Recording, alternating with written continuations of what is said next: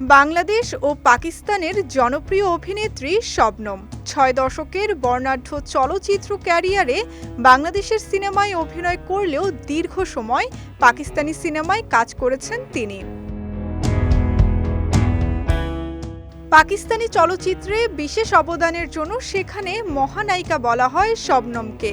তার সঙ্গে অভিনয়ের সুযোগ পাওয়া অনেক তারকার কাছেই স্বপ্নের মতো। তেমনি এই কিংবদন্তির সঙ্গে অভিনয়ের স্বপ্ন দেখেন চিত্রনায়িকা দিলারা হানিফ পূর্ণিমা। সম্প্রতি শবনমের বাসায় তার সঙ্গে দেখা করতে যান পূর্ণিমা। সেখানে গল্পে মেতে ওঠেন দুজনেই। তা জানিয়ে সোশ্যাল হ্যান্ডেলে শবনমকে নিয়ে এক আবেগঘন পোস্ট দেন পূর্ণিমা,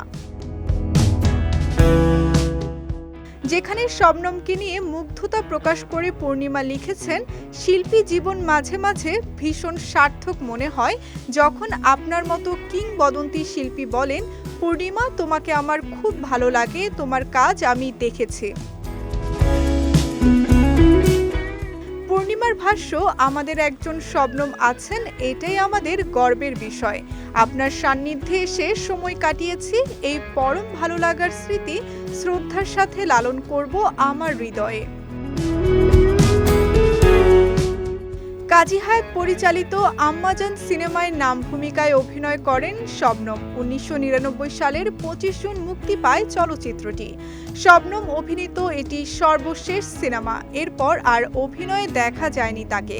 ২৫০টিরও বেশি ডিজাইন অপশন নিয়ে ওয়ালটন স্মার্ট ফ্রিজ, বোঝে আপনার প্রয়োজন। তবে ভালো গল্প পেলে কাজের ইচ্ছা আছে বলে জানিয়েছেন এই কিংবদন্তি। অন্যদিকে অভিনয় থেকে অনেকটাই দূরে আছেন পূর্ণিমাও। এই নায়িকাকে সর্বশেষ দেখা গেছে ছোটকু আহমেদের আহারে জীবন সিনেমায়। এতে তার বিপরীতে অভিনয় করেন চিত্রনায়ক ফেরদৌস আহমেদ।